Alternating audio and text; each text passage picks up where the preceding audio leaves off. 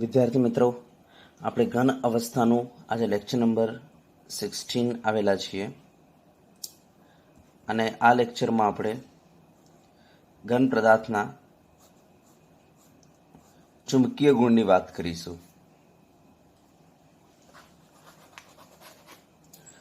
તો આપણે lecture number 15 અને આગળના લેક્ચરમાં આપણે તમને વિદ્યુતીય ગુણ ભણાવી દીધો છે. હવે આપણે અહીંયા ચુંબકીય ગુણની વાત કરીશું.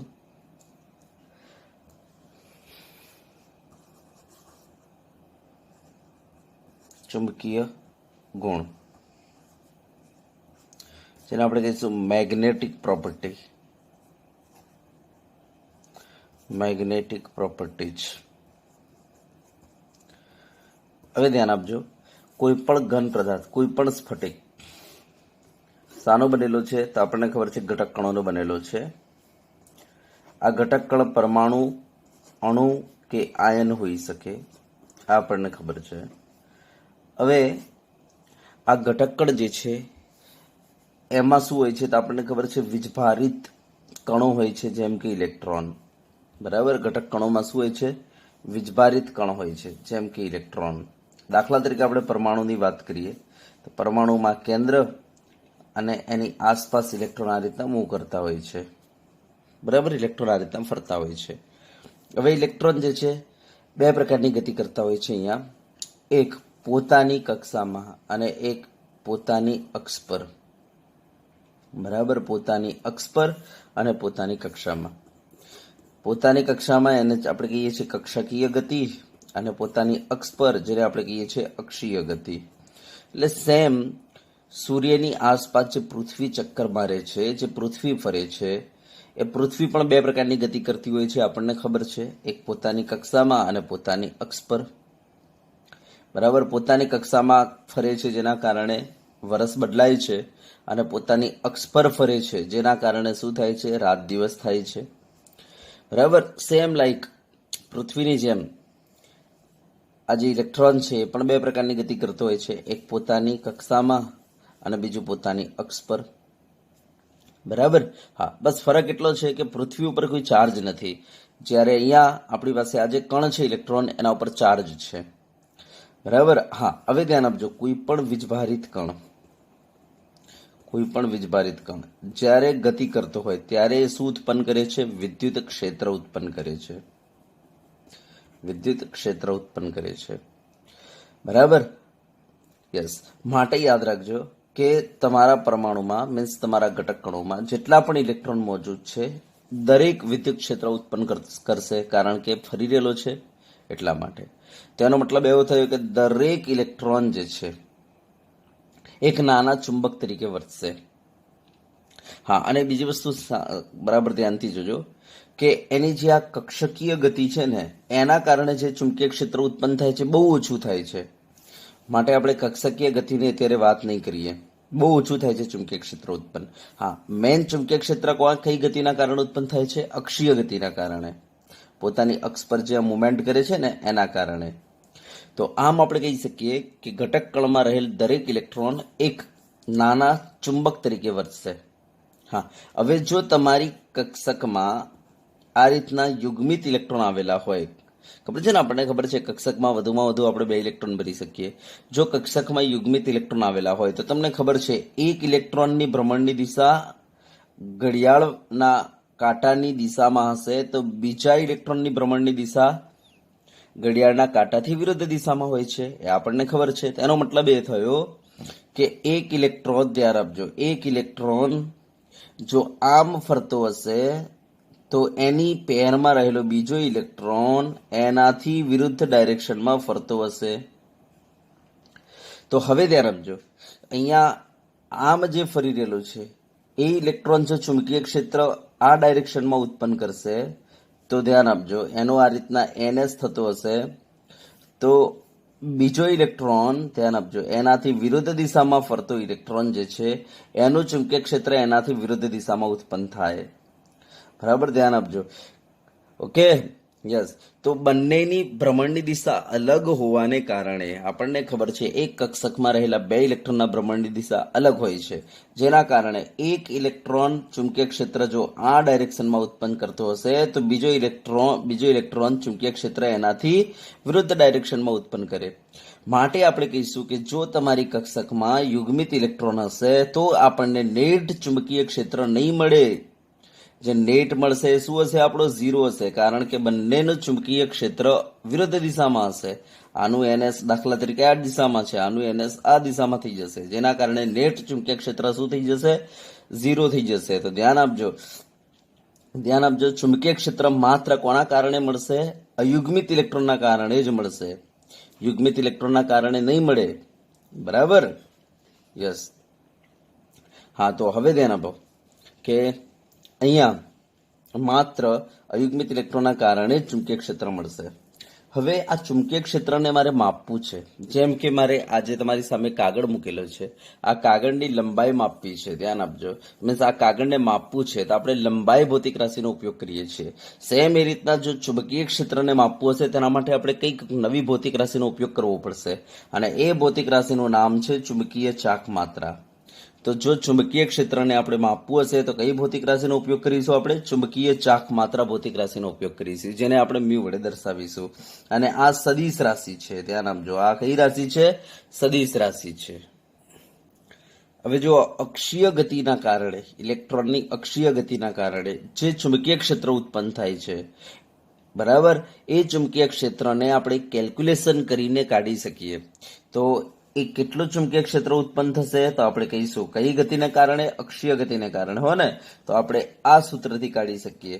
તો આપણું ભાઈ સૂત્ર છે mu is equal to √n કૌંસમાં n+2 બોર મેગ્નેટોન. આ સૂત્ર છે આપણી પાસે, જ્યાં n રહેશે આપણા અયુગ્મિત ઇલેક્ટ્રોન, કારણ કે યુગ્મિત ઇલેક્ટ્રોનના કારણે તો આપણને મળે નહીં ચુંબકીય ક્ષેત્ર. એકચ્યુઅલી બંને ઇલેક્ટ્રોનો હોય છે પણ કેન્સલ આઉટ થઈ જશે. માટે ચુંબકીય ક્ષેત્ર માત્ર કોના કારણે મળે? અયુગ્મિત ઇલેક્ટ્રોનના કારણે. માટે આપણી પાસે ફોર્મ્યુલામાં n શું છે? યુગ્મિત ઇલેક્ટ્રોન છે. જેમ જેમ અયુગ્મિત ઇલેક્ટ્રોન વધતા જાય એમ એમ તમારા ઘટકકણનું ચુંબકીય ક્ષેત્ર વધતું જશે. બરાબર? ઘટકકણ દ્વારા ઉત્પન્ન થતું ચુંબકીય ક્ષેત્ર વધતું જશે. તો આપણે આ રીતના અક્ષીય ગતિના કારણે ઉત્પન્ન થતું ચુંબકીય ક્ષેત્ર આપણા ઘટક કણ દ્વારા આ રીતના આપણે શોધી શકીએ. ચલો, ક્લિયર? હા, અહીંયા 1 બોર મેગ્નેટોન શું છે? તો 1 Bohr magneton is equal to 9.27 into 10⁻⁻24 ampere metre square છે. બરાબર? આ એક વખત MCQS આવી ચૂકેલો છે બોર્ડમાં. બરાબર? તો આ ધ્યાન આપજો. ચલો, ઓકે? યસ. હવે દાખલા તરીકે હું તમને એમ પૂછું કે ભાઈ મારી પાસે આ Fe+2 છે તો આનું ચુંબકીય ક્ષેત્ર કેટલું હશે? તો જો તમારે આ કાઢવું હોય તો તમારે પહેલા તો Fe+2 ના અંદર યુગ્મિત ઇલેક્ટ્રોન કાઢવા પડે. તો એમાં Fe ની ઇલેક્ટ્રોન રચના શું છે? તો આપણને ખબર છે આર્ગોન 4s2 3d6 છે. હા, તો હવે Fe+2 ની શું થઈ જશે? તો Fe+2 ની થશે આર્ગોન.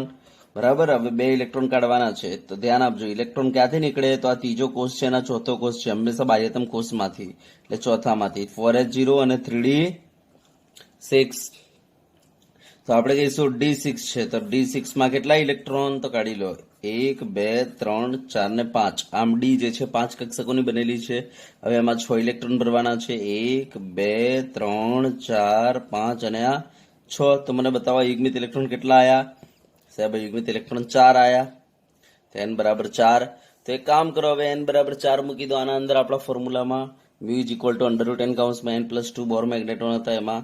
તો મ્યુ ઇઝ ઇક્વલ ટુ તમારે થઈ જશે √n ની જગ્યાએ તમે 4 મૂકી દીધા. યસ, 4 + 2, 4 ને 2 6, 6 ચોક 24. તો √24 થઈ ગયું તમારું. 24 નું તમે વર્ગમૂળ કાઢશો તો તમારું 4.90 ની આસપાસ આવશે. 8990 ની આસપાસ. તો આટલા બોર મેગ્નેટોન થઈ ગયું. તો આ રીતના આપણે, બરાબર, આ રીતના આપણે કોઈ પણ ઘટક કણ, બરાબર, ચાહે આયન હોય ચાહે એ પરમાણુ હોય, બરાબર, એ ઘટક કણ દ્વારા કેટલું ચુંબકીય ક્ષેત્ર ઉત્પન્ન થશે આપણે કાઢી શકીએ છીએ. ચલો, ક્લિયર થઈ ગયું? બરાબર? હા, અને એની આ કઈ ગતિના કારણે મળશે આપણી પાસે? તો એની અક્ષીય ગતિના કારણે. તો અક્ષીય ગતિના કારણે ચુંબકીય ક્ષેત્ર આપણે આ સૂત્રની મદદથી શોધી શકીએ. કઈ કરવાનું નહીં, અયુગ્મિત ઇલેક્ટ્રોન કાઢી લો, અંદર મૂકી દો, કામ પૂરું કરો. હા, યુગ્મિત ઇલેક્ટ્રોનના કારણે તો આપણને ચુંબકીય ક્ષેત્ર મળતું નથી, કારણ કે કેન્સલ આઉટ થઈ જાય છે એટલા માટે. બરાબર. માટે જો અમે અહીંયા યુગ્મિત ઇલેક્ટ્રોનની ગણતરીમાં લીધી જ નથી. અયુગ્મિત ઇલેક્ટ્રોન જોઈ લીધા, કેટલું મળશે? તો અયુગ્મિત ઇલેક્ટ્રોન મને n બરાબર 4 મળ્યા. તો આ 4 અહીંયા મૂકી દીધા એટલે મને ખબર પડી ગઈ 4.90 બોર મેગ્નેટોન.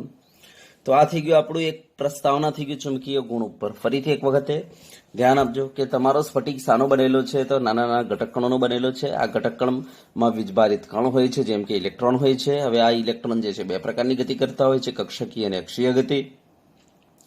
હા, હવે ધ્યાન આપજો, કક્ષકીય ગતિ અને અક્ષીય ગતિ. હવે તમને ખબર છે કે કોઈ પણ વીજભારિત કણ ગતિ કરે ત્યારે શું ઉત્પન્ન કરશે? ચુંબકીય ક્ષેત્ર ઉત્પન્ન કરશે. તો અહીંયા ઇલેક્ટ્રોન પણ એક ચુંબકીય ક્ષેત્ર ઉત્પન્ન કરશે. પણ ધ્યાન આપો, એની કક્ષકીય ગતિના કારણે જે ચુંબકીય ક્ષેત્ર ઉત્પન્ન થાય છે બહુ ઓછું થાય છે, માટે આપણે એને અત્યારે નહીં ગણીએ, પછી કોઈ વખતે વાત કરી લઈશું આની. બરાબર. તો હા, તો આપણે અક્ષીય ગતિના કારણે ઉત્પન્ન થતું ચુંબકીય ક્ષેત્રની અહીંયા વાત કરીશું. બરાબર. હા, તો આપણે કહી દઈએ કે ભાઈ અહીંયા તમે જોઈ શકો છો ઇલેક્ટ્રોન જે છે, બરાબર, એક ચુંબક તરીકે વર્તશે અહીંયા.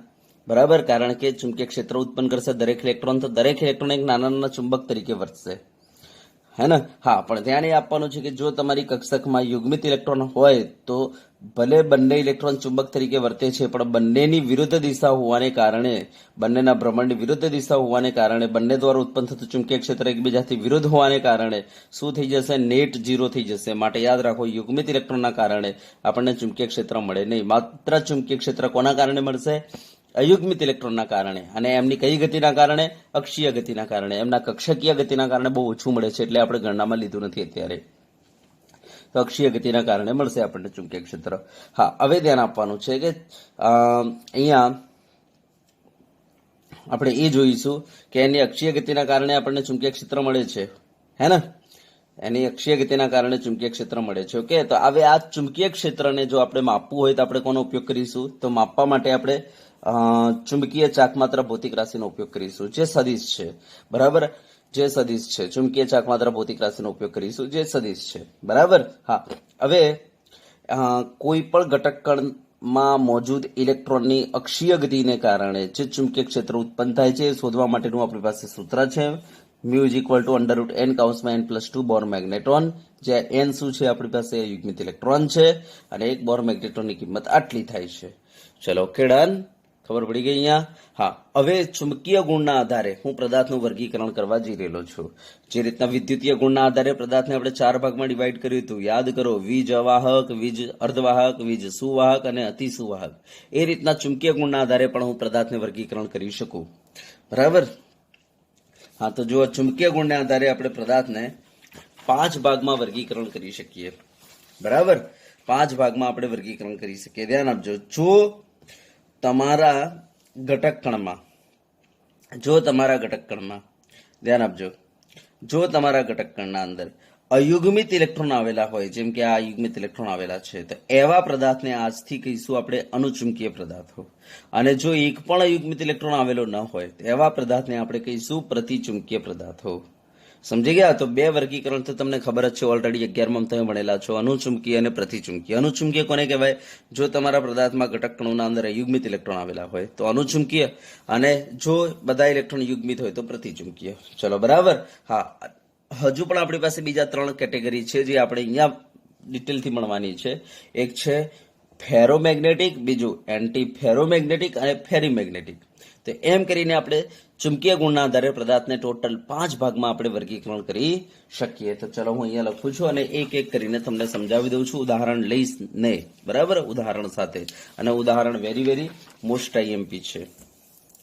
બરાબર, એની વ્યાખ્યા અને ઉદાહરણ આ બહુ ઇમ્પોર્ટન્ટ છે. તો ચુંબકીય ગુણને આધારે પદાર્થને 5 ભાગમાં આપણે વર્ગીકરણ કરી શકીએ. એક છે અનુચુંબકીય પદાર્થ, બરાબર, બીજું છે પ્રતિચુંબકીય પદાર્થો, ત્રીજું છે ફેરોમેગ્નેટિક પદાર્થો. ફેરોમેગ્નેટિકને આપણે કહીશું લોહ ચુંબકત્વ. પછી એન્ટી ફેરોમેગ્નેટિક એન્ટી ફેરો મેગ્નેટિક પદાર્થો, જેને આપણે કહીશું પ્રતિલોહ ચુંબકત્વ, પ્રતિલોહ ચુંબકત્વ. અને પાંચમું આવશે ફેરી મેગ્નેટિક. તો ચલો વન બાય વન આપણે સ્ટાર્ટ કરીએ. પહેલા અનુચુંબકીય પદાર્થો કોને કહીશું? બરાબર, જેને આપણે ઇંગ્લિશમાં કહીશું પેરામેગ્નેટિક સબસ્ટન્સ. બરાબર, તો ચલો અનુચુંબકીય પદાર્થો કોને કહેવાય? તો ધ્યાન આપજો. એવા પદાર્થો કે જેના અંદર અયુગ્મિત ઇલેક્ટ્રોન આવેલા હોય. દરેક ઘટકકણ પાસે શું હોય? અયુગ્મિત ઇલેક્ટ્રોન આવેલા હોય. એવા પદાર્થોને આપણે અનુચુંબકીય પદાર્થો કહીશું. હા, શરત એ છે, ધ્યાન આપજો. આ દાખલા તરીકે મારી પાસે કોઈ સ્ફટિક છે, બરાબર, એના આ ઘટક કણો મેં બતાવ્યા તમને, બરાબર, ધ્યાનથી જોજો. આ જે ઘટક કણો છે, આ દરેક ઘટક કણ પાસે શું હશે? અયુગ્મિત ઇલેક્ટ્રોન હશે. આ દરેક ઘટક કણ પાસે અયુગ્મિત ઇલેક્ટ્રોન હશે. હા, તો એના કારણે આની પાસે કંઈક ને કંઈક ચુંબકત્વ હશે. દાખલા તરીકે એનું ચુંબકત્વ આ ડાયરેક્શનમાં છે, બરાબર, આનું આ ડાયરેક્શનમાં છે, આનું આ ડાયરેક્શનમાં છે, આનું આ ડાયરેક્શનમાં છે, આનું આ ડાયરેક્શનમાં છે. તો બધાનું ચુંબકત્વ કેવું છે? અલગ અલગ ડાયરેક્શનમાં છે. બરાબર, ધ્યાનથી જોજો. કારણ કે દરેક પાસે શું પડેલી છે? તો દરેક ઘટક કણ પાસે અયુગ્મિત ઇલેક્ટ્રોન મોજૂદ છે, જેના કારણે દરેકનું ચુંબકત્વ કઈ ડાયરેક્શનમાં છે? અલગ અલગ ડાયરેક્શનમાં છે. દરેક પાસે અયુગ્મિત ઇલેક્ટ્રોન પડેલા છે, જેના કારણે દરેક ઘટકકણ પાસે ચુંબકીય ક્ષેત્ર છે, પરંતુ આ ચુંબકીય ક્ષેત્ર અલગ અલગ ડાયરેક્શનમાં છે. હા, હવે જો હું આવા પદાર્થને, ધ્યાન આપજો, જો આવા પદાર્થને ચુંબકીય ક્ષેત્રમાં મૂકી દઉં, બરાબર, હું એક ચુંબકીય ક્ષેત્ર લઈ લઉં છું, એમ સમજો. આ રીતના એક ચુંબકીય ક્ષેત્ર મૂકી દઉં. એક ચુંબકીય ક્ષેત્રમાં આવા પદાર્થને મૂકી દઉં. ચલો, હું આને ઉઠાઈને અહીંયા મૂકી દીધો. તો આનાથી થાય છે શું? તો આની જેટલી પણ ચુંબકીય ચાક માત્રાઓ છે, બધાની દિશા કેવી થઈ જાય છે ખબર છે? સેમ થઈ જાય છે. દાખલા તરીકે આ મારી પાસે NS છે, ચુંબકીય ક્ષેત્ર. તો બધાની દિશા જે છે કેવી થઈ જશે? બધા ઘટકકણની જે ચુંબકીય ક્ષેત્રની દિશા હતી, બરાબર, લગભગ આવી થઈ જાય છે આના ડાયરેક્શનમાં. હું એમ નથી કહેતો 100%, થોડી થોડી અસ્તવ્યસ્ત રહે છે, પણ આવી થઈ જાય છે. બધા આ રીતના ગોઠવાઈ જાય છે. બધાની ડાયરેક્શન કેવી થઈ ગઈ? સેમ. બરાબર, બધાની ડાયરેક્શન કેવી થઈ ગઈ? સેમ. યસ, આ રીતના ગોઠવાઈ જાય છે. યસ, આવા પદાર્થોને આપણે કહીશું અનુચુંબકીય. એનો મતલબ આ પદાર્થ હવે થોડી વાર માટે શું બની ગયેલો છે? તો આપણે કહીશું ચુંબક. બરાબર, પણ ધ્યાન આપજો, સ્ટ્રોંગ ચુંબક નથી બન્યો, કારણ કે બધી ચુંબકીય ચાક માત્રાઓ 100%, બરાબર, 100% આ ડાયરેક્શનમાં નથી. થોડી તમે જોઈ શકો છો ઉપર નીચે છે. જો આ સ્લાઇડ નીચે દેખાય છે તમને, આ સ્લાઇડ જો ઉપર દેખાય છે, જેને કારણે આ જે ચુંબક બન્યો, પણ આ વીક ચુંબક બનેલો છે. બરાબર. હા, જો તમે અહીંયા અત્યારે કોઈ પદાર્થને મૂકશો તો તરત જ એ પદાર્થને શું કરશે? પોતાની તરફ આકર્ષી લેશે. બરાબર, જેના કારણે શું થશે? આ જે ચુંબકીય આપણે કહી શકીએ આ જે ફિલ્ડ હતું, આ ફિલ્ડને પણ પોતાની તરફ શું કરશે? આકર્ષશે. તો આ ફિલ્ડ જે છે આમ થોડું આબાદ થઈને જશે, બરાબર, આમ પાસ થશે. આ ફિલ્ડ જે છે એ પણ આ રીતના પાસ થશે. તો આ રીતના નિર્બળતાથી આકર્ષશે ફિલ્ડને, આમ આ રીતના. પછી આગળનું જે દૂર હશે એને નહીં પોતાની તરફ બોલાવે. તો આપણે કહી દઈએ કે ભાઈ આવા પદાર્થોને જો ચુંબકીય ક્ષેત્રમાં મૂકીશું તો એ જે છે એક વીક ચુંબક બની જાય છે. બરાબર, અને ચુંબકીય ક્ષેત્રને પોતાની તરફ નિર્બળતાથી શું કરે છે? આકર્ષે છે. અને જો ચુંબકીય ક્ષેત્રમાંથી આને પાછો દૂર કરી દઉં, બરાબર, પાછો બહાર કાઢી લઉં, તે જેવો તેવો બની જાય છે, જેના કારણે એનું ચુંબકત્વ શું થઈ જાય છે? નષ્ટ થઈ જાય છે. યસ, આવા પદાર્થોને આપણે શું કહીશું? અનુચુંબકીય પદાર્થો. તો ધ્યાન આપજો, અનુચુંબકીય પદાર્થ કોને કહેવાય? એવા પદાર્થો કે જેના અંદર મોજૂદ ઘટકકણ પાસે અયુગ્મિત ઇલેક્ટ્રોન હોય છે. બરાબર, અને હવે આ પદાર્થોને જ્યારે આપણે ચુંબકીય ક્ષેત્રમાં મૂકીએ છીએ, બરાબર, ત્યારે એ ચુંબકીય ક્ષેત્રને નિર્બળતાથી પોતાની તરફ આકર્ષે છે. એનો મતલબ થોડી વાર માટે ચુંબક બની જાય છે. બરાબર, અને જો ચુંબકીય ક્ષેત્રમાંથી આપણે બહાર કાઢીએ, એટલે કે ચુંબકીય ક્ષેત્ર દૂર કરીએ, તો આમનું ચુંબકત્વ શું થઈ જાય છે? ચુંબકત્વ કહેવાનો મતલબ કે આમનું પોતાનું જે ચુંબકત્વ હતું એ કેન્સલ થઈ જાય છે. એ ચુંબકત્વ રહેતું નથી, જેવા હતા એવા બની જાય છે. યસ, આવા પદાર્થોને કહેવાય છે અનુચુંબકીય પદાર્થો. સમજી ગયા? તો આવા પદાર્થોને આપણે શું કહી દઈશું? અનુચુંબકીય પદાર્થો કહી દઈશું. ચલો હવે કોઈ મને કહે સાહેબ આના ઉદાહરણ કયા? તો ધ્યાન આપો, એવા ઉદાહરણ લઈ લો કે જેના અંદર અયુગ્મિત ઇલેક્ટ્રોન આવેલા હોય, બરાબર? તો એવા ઉદાહરણ તમે લખી શકો છો, જેમ કે Fe+2, એનો મતલબ FeCl2 લઈ લો. જેમ કે Fe+3 એટલે કે FeCl3 પાવડર લઈ લો. જેમ કે Cr+2 લઈ લો. જેમ કે O2 આપણે ભણી ગયા. આ O2 ગેસ છે, એકચ્યુઅલી અહીંયા એની વાત ન થાય છતાં પણ આપણે વાત કરી લઈશું, એ યાદ રાખો, કારણ કે આ તો આપણે ઘન પદાર્થોનું વર્ગીકરણ કરી રહેલા છીએ, પણ છતાં પણ આપણે આની વાત કરી લઈએ, વાંધો નહીં. તો ધ્યાન આપજો, O2 આપણે ભણી ગયા, અયુગ્મિત ઇલેક્ટ્રોન છે આના અંદર. ખબર છે તમને? σ1 σ*1 σ2 σ*2, કારણ કે આ અણુ છે, અણુ માટે આપણે તમને આણ્વીય ઇલેક્ટ્રોન રચના લખાવી હતી ને, ત્યાં એક એક અયુગ્મિત ઇલેક્ટ્રોન આવતો હતો. આ બધા પરમાણુ છે, આ તમારે શોધી લેવાના, બરાબર? ઇલેક્ટ્રોન રચના લખીને, જેમ કે Fe+2 ની મારે લખવી છે, તો આપણે શું લખીશું? આર્ગોન લખીશું, 4H0 લખીશું અને 3D6 લખીશું. તો આ 3D6 જ્યારે આપણે ગોઠવીશું ત્યારે આના અંદર 4 અયુગ્મિત ઇલેક્ટ્રોન આવવાના છે. તો આ રીતના આપણે કહીશું કે જેના અંદર અયુગ્મિત ઇલેક્ટ્રોન હશે એવા પદાર્થો શું હોય છે? અનુચુંબકીય પદાર્થો હોય છે. ચલો, ક્લિયર થઈ ગયું? ડન. ફરીથી એકવાર મને બતાવો, અનુચુંબકીય પદાર્થ કોને કહેવાય? તો આપણે કહીશું એવા પદાર્થો કે જેના અંદર અયુગ્મિત ઇલેક્ટ્રોન આવેલા હોય, આવા પદાર્થોને આપણે અનુચુંબકીય પદાર્થો કહીશું. આવા પદાર્થોને જો ચુંબકીય ક્ષેત્રમાં મૂકવામાં આવે તો એ ચુંબકીય ક્ષેત્રને નિર્બળતાથી પોતાની તરફ આકર્ષે છે, અને જો ચુંબકીય ક્ષેત્ર દૂર કરવામાં આવે તો આ જેવા હતા એવા બની જાય છે. આવા પદાર્થોને કહેવાય છે અનુચુંબકીય પદાર્થો. એટલે ખાસ ઉદાહરણ યાદ રાખવાના છે, ખાસ ઉદાહરણ. ચલો, ઓકે. ચલો, એના પછી આપણે વાત કરીએ પ્રતિચુંબકીય પદાર્થોની. પ્રતિચુંબકીય પદાર્થો, પ્રતિચુંબકીય પદાર્થો, યસ, જેને આપણે કહીશું ડાયમેગ્નેટિક, ઇંગ્લિશમાં ડાયમેગ્નેટિક સબસ્ટેન્સ. તો પ્રતિચુંબકીય પદાર્થ કોને કહેવાય? તો ધ્યાન આપજો, જેમાં સ્ફટિકમાં રહેલ દરેક ઘટક કણ પાસે, ધ્યાન આપજો, દરેક ઘટક કણ પાસે બધા જ ઇલેક્ટ્રોન યુગ્મિત હોય, એનો મતલબ એક પણ અયુગ્મિત હોય નહીં, બરાબર? દરેક ઘટક કણ પાસે બધા ઇલેક્ટ્રોન કેવા મોજૂદ છે? યુગ્મિત.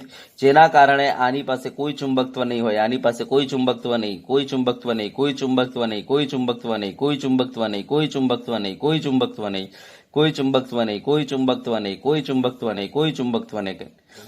કારણ કે ઘટક કણ પાસે એક પણ અયુગ્મિત ઇલેક્ટ્રોન છે નહીં, તો કોઈ ઘટક કણ પાસે કોઈ ચુંબકીય ક્ષેત્ર હોતું નથી. હવે ધ્યાન આપજો, આવા પદાર્થોને જો તમે ચુંબકીય ક્ષેત્રમાં મૂકી દો, દાખલા તરીકે મારી પાસે આ ચુંબકીય ક્ષેત્ર છે, બરાબર? તો આ ચુંબકીય ક્ષેત્ર છે. જો તમે આવા પદાર્થોને લાઈને અહીંયા મૂકી દો તો શું થશે ખબર છે?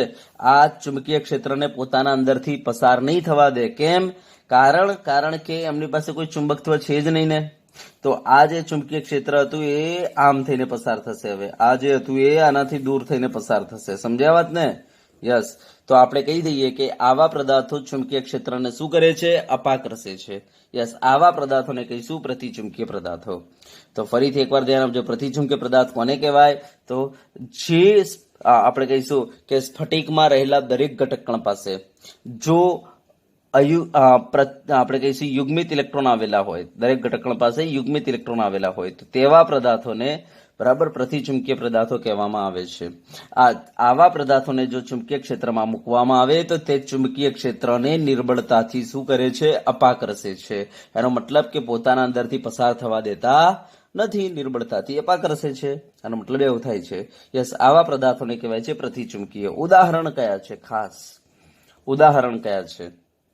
તો ધ્યાન આપજો, આના ઉદાહરણ કેવા છે? તો આપણે કહીશું કે જેના અંદર યુગ્મિત ઇલેક્ટ્રોન આવેલો હોય, જેમ કે N2, તો N2 ના અંદર બધા ઇલેક્ટ્રોન યુગ્મિત છે. પછી બેન્ઝીન, પછી NaCl, પછી પાણી વગેરે વગેરે. હવે જો આના એક્સપેરિમેન્ટ જો તમારે કરવા હોય ને તો એક્સપેરિમેન્ટ તમે કરી શકો છો. યુટ્યુબ પર પણ ઘણા બધા વિડીયો અપલોડ થયેલા છે આના એક્સપેરિમેન્ટના. દાખલા તરીકે હું તમને એક એક્સપેરિમેન્ટ બતાવું આ પાણીનો, ધ્યાન આપજો. તો તમે ઘરે પણ આ રીતના કામ કરી શકો છો. એક યુ આકારની ટ્યુબની નળી લઈ લો, ધ્યાન આપજો, અને આને પાણીથી આમ ભરી દો. ભરી દીધી? હા. હવે અહીંયા તમે ચુંબકીય ક્ષેત્ર એપ્લાય કરો, આમ આ ડાયરેક્શનમાં, બરાબર? દાખલા તરીકે તમે આ ડાયરેક્શનમાં ચુંબકીય ક્ષેત્ર એપ્લાય કર્યું. યસ. હા, તો તમે જોશો ને તો તમારું આ જે પાણીનું જે લેવલ છે ને અહીંયા એકદમ નીચું આવી જશે, અને અહીંયા પાણીનું લેવલ એકદમ વધી જશે. એનો મતલબ બોલો પાણી શું થયું? તમે જોઈ શકો છો ચુંબકીય ક્ષેત્રથી દૂર ભાગ્યું. યસ, તો પાણી ચુંબકીય ક્ષેત્રથી દૂર ભાગે છે એનો મતલબ એ શું છે? પ્રતિચુંબકીય પદાર્થ છે. સમજી ગયા? બોલો, ખબર પડી? પ્રતિચુંબકીય કોને કહેવાય? યસ, તો મેં તમને અનુચુંબકીય અને પ્રતિચુંબકીય પદાર્થો બતાવી દીધા. ચલો હવે ધ્યાન આપજો. હવે આપણે તમને બતાવીશું કે ફેરોમેગ્નેટિક કોને કહેવાય, એન્ટી ફેરોમેગ્નેટિક કોને કહેવાય અને ફેરીમેગ્નેટિક કોને કહેવાય. તો ધ્યાન આપજો. ચલો, ત્રીજું છે આપણી પાસે ફેરોમેગ્નેટિક. હવે ધ્યાન આપજો કે કેટલાક એવા પદાર્થ હોય છે જેના અંદર ડોમેન હોય છે. હા, ડોમેન હોય છે. દાખલા તરીકે મારી પાસે એક પદાર્થ છે જે નાના નાના ઘટક કણોનો બનેલો છે. ધ્યાન આપજો ને, આ રીતના ઘટક કણોનો બનેલો છે, બરાબર. અને દરેક ઘટક કણ પાસે અયુગ્મિત ઇલેક્ટ્રોન છે, સેમ લાઈક અનુચુંબકીય પદાર્થની જેમ. દરેક ઘટક કણ પાસે શું છે? અયુગ્મિત ઇલેક્ટ્રોન પડેલો છે. દરેક ઘટક કણ પાસે અયુગ્મિત ઇલેક્ટ્રોન છે. દરેક ઘટક કણ પાસે અયુગ્મિત ઇલેક્ટ્રોન છે, જેના કારણે દરેક ઘટક કણને પોતાનું શું હશે? ચુંબકીય ક્ષેત્ર હશે, બરાબર. યસ, તો દાખલા તરીકે આનું ચુંબકીય ચાક માત્રા મીન્સ ચુંબકીય ક્ષેત્ર આ ડાયરેક્શનમાં છે, આનું આ ડાયરેક્શનમાં છે, આનું આ ડાયરેક્શનમાં છે, આનું આ ડાયરેક્શનમાં, એનું સેમ એ જ ડાયરેક્શનમાં, એના પડોશીનું સેમ એ જ ડાયરેક્શનમાં, પડોશીનું સેમ એ જ ડાયરેક્શનમાં, એ જ ડાયરેક્શનમાં, એ જ ડાયરેક્શનમાં, એ જ ડાયરેક્શનમાં, એ જ ડાયરેક્શનમાં, એ જ ડાયરેક્શનમાં. પણ હું જેવો નજીક આવ્યો એના પડોશીમાં તો એનું વિરુદ્ધ ડાયરેક્શન થઈ ગયું. વિરુદ્ધ ડાયરેક્શન, વિરુદ્ધ ડાયરેક્શન. તમે જોઈ શકો છો આ ડાયરેક્શન આ રીતના, આ રીતના, આ રીતના, આ રીતના છે, આ રીતના છે, આ રીતના છે, આ રીતના છે, આ રીતના છે, આ રીતના છે, આ રીતના છે, આ રીતના છે, આ રીતના છે. દાખલા તરીકે આમનું આમ, આમ, આમ છે, આમ છે, બરાબર. આમનું આ ડાયરેક્શન, આ ડાયરેક્શન, આ ડાયરેક્શન, આ ડાયરેક્શન, બરાબર. આ રીતના છે.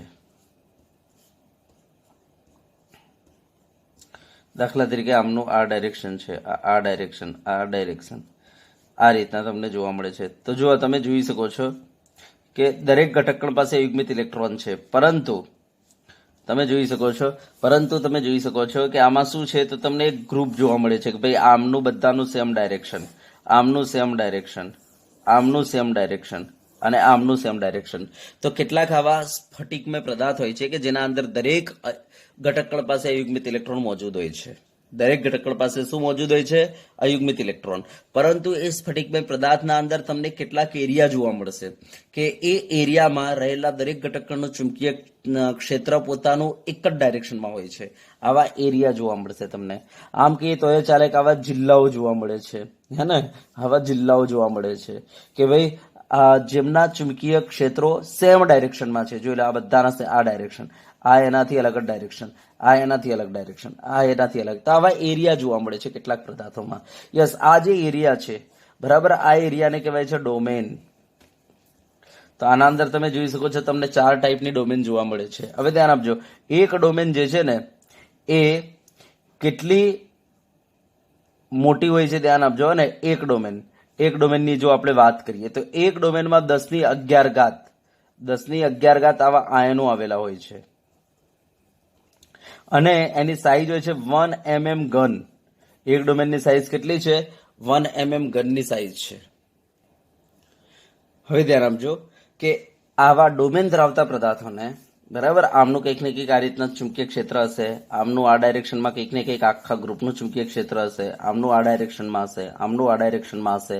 તો જો દરેક ડોમેનનું પોતાનું અલગ અલગ ડાયરેક્શનમાં છે, જેના કારણે તમે નેટ આવા પદાર્થનું ચુંબકીય ક્ષેત્ર જોશો ને તો નેટ શું હશે? આમનું 0 હશે. ધ્યાન આપજો, નેટ ચુંબકીય ક્ષેત્ર આમનું શું હશે? નેટ ચુંબકીય ક્ષેત્ર તમને 0 જોવા મળશે આનું, બરાબર. નેટ ચુંબકીય ક્ષેત્ર 0 હશે, બરાબર. હા, તો ધ્યાન આપજો. હવે જો આવા ડોમેન ધરાવતા પદાર્થોને તમે ચુંબકીય ક્ષેત્રમાં મૂકી દો, બરાબર, આ ચુંબકીય ક્ષેત્ર છે તમારું, એના અંદર આવા ડોમેન ધરાવતા પદાર્થોને તમે મૂકી દેશો તો ધીરે ધીરે આ જે ડોમેનો છે, બરાબર, આ જે ડોમેન છે એ ધીરે ધીરે એક જ ડાયરેક્શનમાં ગ્રોથ થશે. જેમ કે મેં અત્યારે આ NS માં મૂકી દીધું છે આ રીતના. તો ધીરે ધીરે આ જે ડાયરેક્શન હતું, બરાબર, તમે જોઈ શકો છો આ ડાયરેક્શન વાળી આ રહ્યો એરિયા, તમે જોઈ શકો છો ને આ એરિયા. ધીરે ધીરે આ એરિયા ગ્રોથ થશે આ રીતના. આ જે છે બધા ધીરે ધીરે વળવાનું ચાલુ થશે અને આ રીતના આ એરિયા ગ્રોથ થવાનું ચાલુ થશે. એનો મતલબ આ એરિયા જે છે તમારો હતો એ ધીરે ધીરે નાનો પડતો ગયો. સેમ એ રીતના આ એરિયા પણ હવે ગ્રોથ થવાનું ચાલુ થશે. આ એરિયા જે છે એનું પણ આ ડાયરેક્શન થવાનું ચાલુ થશે, જેના કારણે એ એરિયા જે છે હવે ધીરે ધીરે કેવું પડશે, હવે આ નાનો પડશે. જો આટલો જ થઈ ગયો, બરાબર. એ રીતના આ જે એરિયા હતો એ પણ હવે ધીરે ધીરે આ ડાયરેક્શનમાં જશે, જેના કારણે આ એરિયા પણ હવે ધીરે ધીરે કેવો પડતો થયો, નાનો પડતો થયો. એનો મતલબ કે તમે જોઈ શકો છો બધી ડોમેનો એક જ ડાયરેક્શનમાં થઈ ગઈ. તો તમે જોઈ શકો છો કે શું થયું, ધીરે ધીરે આ એરિયાનો ગ્રોથ થવા લાગ્યો, હે ને. તો ચુંબકીય ચાકમાત્રાની દિશાના મીન્સ ચુંબકીય ક્ષેત્રની દિશામાં બધી ડોમેનો અલાઇન થઈ ગઈ, બધી ડોમેનો અભિવિન્યાસિત થઈ ગઈ, બરાબર. જો આ રીતના બધી ડોમેનો અભિવિન્યાસિત થઈ જતી હોય તો આવા પદાર્થને કહેવાય છે ફેરોમેગ્નેટિક પદાર્થ. એનો મતલબ કે બધી ડોમેનો એક જ દિશામાં અભિવિન્યાસિત થઈ જતી હોય, બધી ડોમેનો એક જ દિશામાં અભિવિન્યાસિત થઈ જતી હોય તો આવા પદાર્થને કહેવાય છે ફેરોમેગ્નેટિક પદાર્થ. તો એને આ રીતના પણ સિમ્બોલમાં દર્શાવી શકીએ ફેરોમેગ્નેટિક પદાર્થને. હવે ધ્યાન આપજો, આવા પદાર્થમાં ધ્યાન આપજો, આવા પદાર્થોને ચુંબકીય ક્ષેત્રમાંથી બહાર કાઢી નાખીએ ને તો એમની ડોમેન એમનેમ જ રહે છે, જેના કારણે એના અંદર એક પોલ આવી જાય છે કે ભાઈ નોર્થ સાઉથ. એનો મતલબ એવો થઈ ગયો કે એ પદાર્થ પોતે કાયમી ચુંબક બની જાય છે. તો ધ્યાન આપજો, અણુચુંબકીય અને ફેરોમેગ્નેટિકમાં આ જ ફરક છે. અણુચુંબકીય પદાર્થોમાં બધી ડોમેનોની ડાયરેક્શન જે છે એક્ઝેક્ટલી સેમ નથી થતું, થોડો ઉપર નીચે રહે છે, જેના કારણે એ જે છે એક વીક ચુંબક તરીકે વર્તે છે, જ્યારે એકદમ સ્ટ્રોંગ ચુંબક તરીકે વર્તે છે. અને એમને જો બહાર કાઢવામાં આવે ને અણુચુંબકીય પદાર્થોને તો એ ચુંબક તો ખોઈ બેસે છે, જ્યારે અહીંયા ડોમેનો એટલી જબરજસ્ત અભિવિન્યાસિત થઈ ગયેલી છે કે જો આને બહાર કાઢવામાં આવે ને તો પણ આ પોતાનું ચુંબક તો ખોઈ બેસતા નથી, એમની ડોમેનો એ જ ડાયરેક્શનમાં અભિવિન્યાસિત જ રહે છે, બરાબર. જેના કારણે આવા પદાર્થો કાયમી ચુંબક બની જાય છે. માટે આવા પદાર્થોનો ઉપયોગ ચુંબક બનાવવા થાય છે, માટે એમને લો ચુંબકત્વ કહેવાય છે અથવા ફેરોમેગ્નેટિક પદાર્થો કહેવાય છે. સમજી ગયા વાતને? યસ.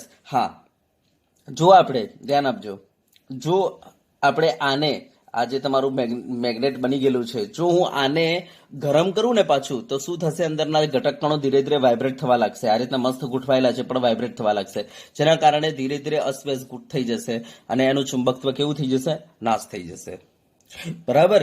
યસ. તો થોડી વાર માટે અસ્તવ્યસ્ત થઈને એનું ચુંબકત્વ નાશ થઈ જશે. એનો મતલબ એ શાના અંદર કન્વર્ટ થઈ ગયો, અણુચુંબકીય પદાર્થોમાં કન્વર્ટ થઈ ગયો. એનું ચુંબકત્વ રહેશે દરેક ઘટકણ પાસે પણ અસ્તવ્યસ્ત થઈ જશે ડોમેન, જેના કારણે શું બની જાય છે, અણુચુંબકીય પદાર્થ બની જાય છે. સમજી ગયા?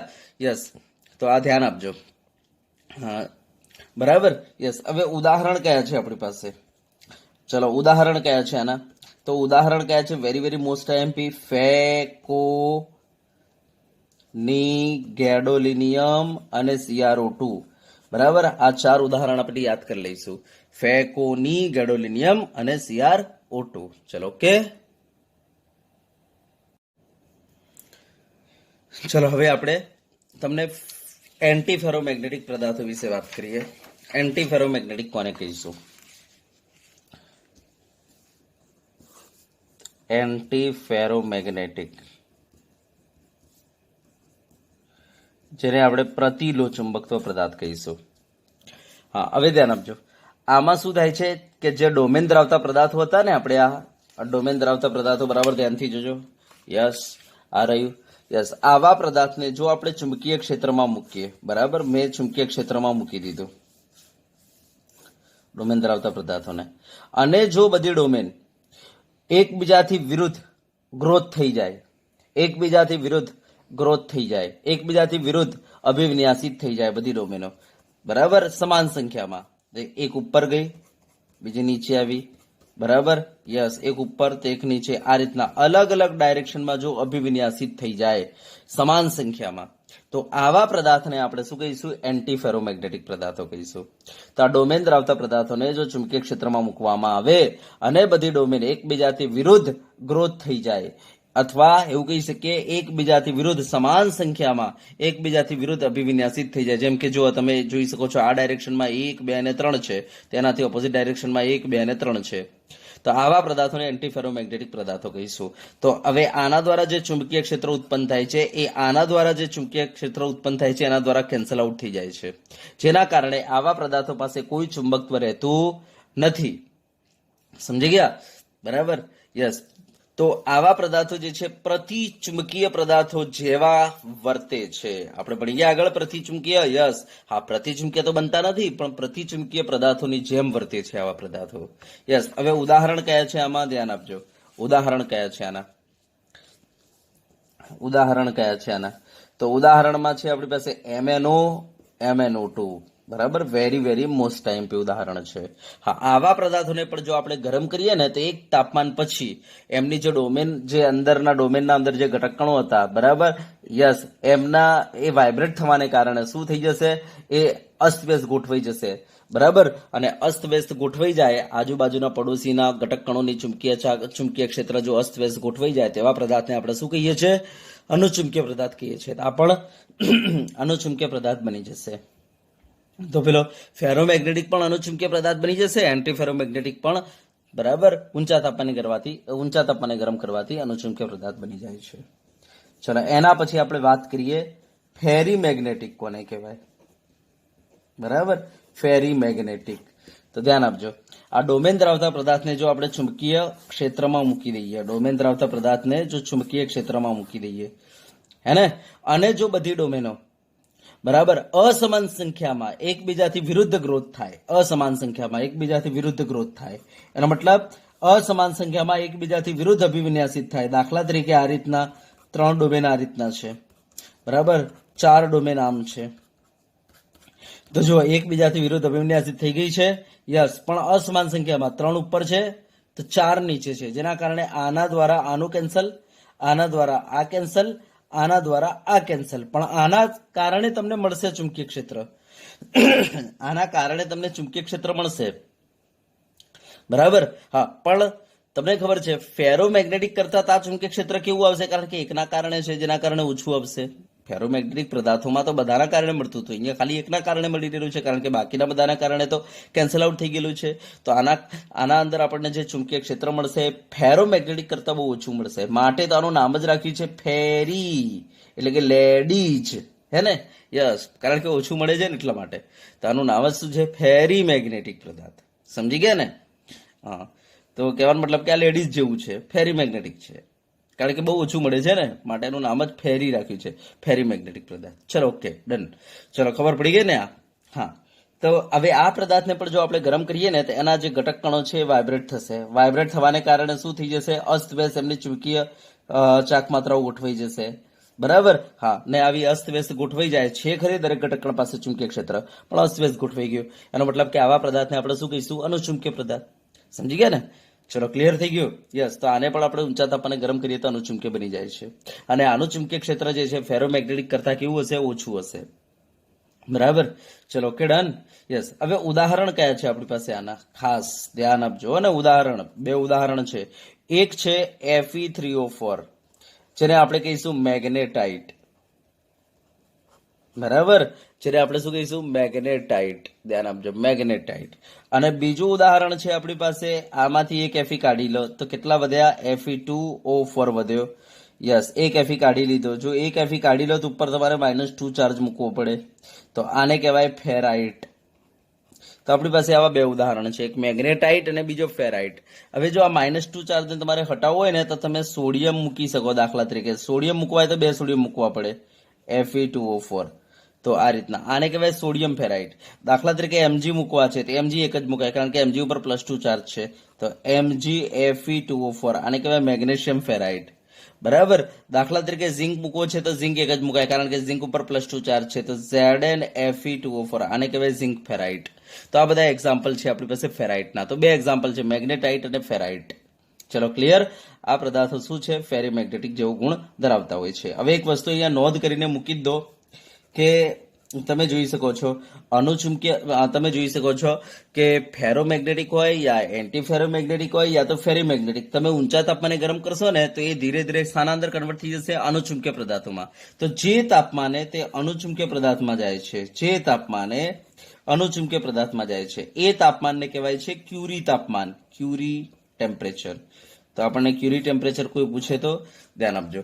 તો જે તાપમાને તમારો ફેરોમેગ્નેટિક, એન્ટી ફેરોમેગ્નેટિક અને ફેરીમેગ્નેટિક પદાર્થ, બરાબર, અનુચુંબકીય બની જાય છે એ તાપમાનને શું કહેવાય છે? એનું ક્યુરી તાપમાન કહેવાય છે. તો આ મેં તમને ઘન પદાર્થો જે છે, બરાબર, એના અંદર ચુંબકીય ગુણ સમજાવી દીધો, બરાબર.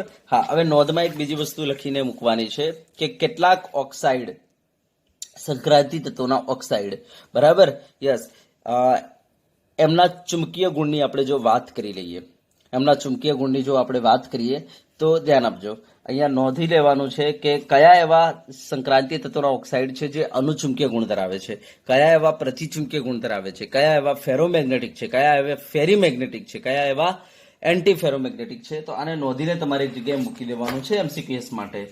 બરાબર. તો જો હું અનુચુંબકીય પદાર્થો તમને બતાવી દઉં કે સંક્રાંતિ તત્વોના કયા એવા ઓક્સાઇડ છે જે અનુચુંબકીય તરીકે વર્તે છે, તો આને નોંધીને મૂકી દેવાનું છે. એક ટીઆઈઓ છે, એક છે વીઓ, એક છે સીયુઓ અને એક છે વીઓ2. બરાબર. યસ. કયા એવા જે છે જે પ્રતિચુંબકીય ગુણ ધરાવે છે સંક્રાંતિ તત્વના ઓક્સાઇડ, તો એક છે ટીઆઈઓ2. બરાબર. હા, ત્રીજી વસ્તુ કે કયા એવા એ છે જે ફેરોમેગ્નેટિક ગુણ ધરાવે છે, એ તો આપણે વાત કરી ચૂકેલા છીએ. એક CrO2. મેં તમને આ તો પેલા એક્ઝામ્પલમાં જ નાખી દીધું મેં. બરાબર. યસ. તમે આ એક્ઝામ્પલો ત્યાં નાખી શકો છો કે નાખવા હોય તો. મેં એક્સ્ટ્રા એટલા માટે રાખ્યું છે કારણ કે ચોપડીમાં આ એક્ઝામ્પલ નથી આપેલા, એટલા માટે તમારા એનસીઆરટીમાં નથી આપેલા.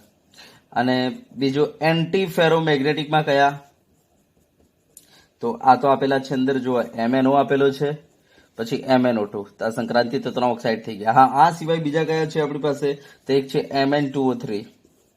બરાબર, નોંધીને મૂકી દેજો આને. પછી એક છે FeO, પછી એક છે આપણી પાસે COO, બરાબર, કોબાલ્ટ ઓક્સાઇડ, અને NiO. ઓકે. અને આપણે કહીશું કે કયા એવા છે જે ફેરીમેગ્નેટિક, તો એ તો આપણે વાત કરેલી જ છે. કયા છે? Fe3O4.